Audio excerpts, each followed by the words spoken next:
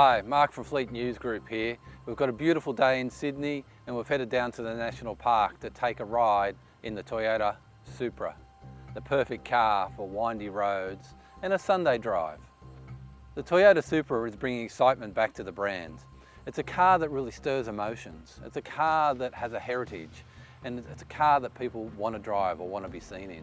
When the Supra was launched back in 2019, I was in a dealership, and that particular day was the day that the first Supra arrived. I wasn't quite sure what was going on when I heard the noise, the laughing, the giggling, but as I walked over to where everyone was crowded around, I could see the bright yellow Supra. The curves were beautiful, the shape was amazing. There were people taking photos, selfies, it was social media heaven. They really could see the excitement, I could see the passion, and I could see the enthusiasm of the staff in the dealership that were excited about the Supra arriving.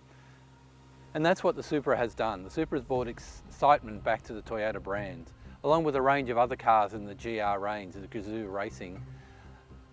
Toyota has brought excitement back to the brand and has gone back to its roots with racing and the Toyota Supra.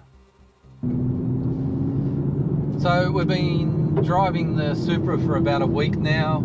It's a manual gearbox. It takes a bit of getting used to. Ironically, as a sports car, you should expect it.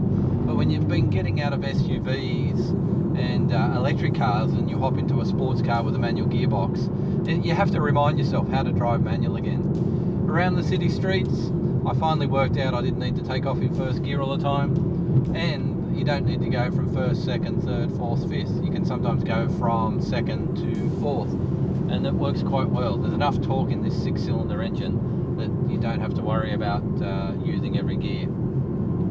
In the windy stuff like we've got now, the car is just so well balanced. Going around corners, the recommended speed versus the actual speed, it's just, you turn in and it goes where you want it to go. It's balanced, it's powerful, and it's just a really nice smooth drive.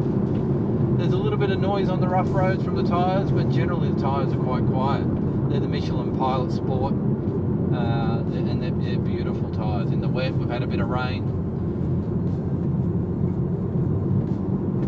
The seating position in the Supra is fantastic. They really hug your body.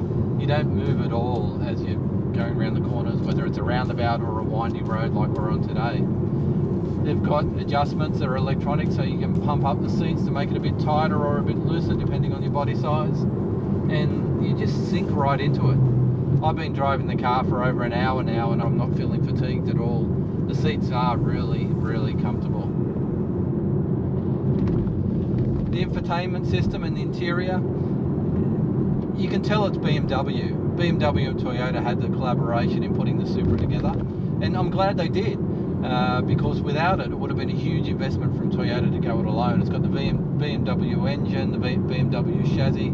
The donor car, if you want to call it a donor car, is the Z4 Coupe. And you know, some purists may not like that, but I think it's a great idea. Getting into this car, the first thing I noticed was the blinker was on the left, and that reminded me, hey, it's got the BMW heritage or the BMW DNA. But it's a Toyota on the outside, and that you don't forget that. The Supra.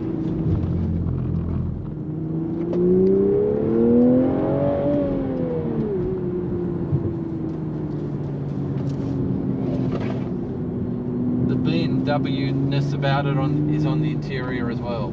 The steering wheel, the infotainment system, the wireless CarPlay, it just works seamlessly. When the Supra was launched, it didn't come with wireless CarPlay to start with. That was an upgrade, and I'll tell you what, it's one of the best systems. Whether it's, I'm pretty sure it's the BMW system, but whatever system's in this Supra, the CarPlay is just seamless. Whenever you hop in, whenever you hop out, it connects. There's no problems whatsoever. I've got heated seats as well, which have been nice during the winter. Climate control, air conditioning. As you can see, I'm having a bit of fun here.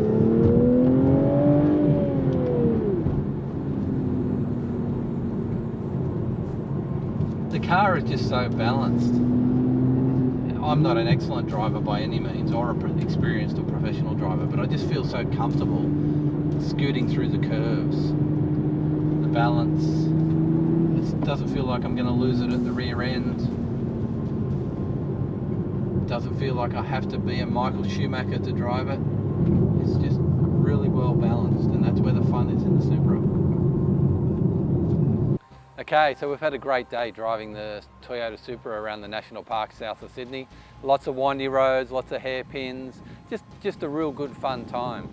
The car with the 50-50 balance, it's just smooth. It's not the super fast car, it's not the fastest car I think that we've driven, but it's certainly got a lot of balance. It feels smooth into the corners, feels smooth out of the corners. We've also been able to drive the car around town the last week, at roundabouts, freeways, and you can do everything in this car. You could probably we haven't been on the track, but it'd do well on the track as well. So it's a really good balance of a car, and if we had to buy one, we certainly would. For under 100 grand, it's a great value package. All right, thanks for watching. I hope you've enjoyed the video. We've had a lot of fun bringing it to you, filming everything today. Make sure you like, subscribe, share, and tell your friends about our YouTube channel, Fleet News Group. We really hope you come back and watch something again.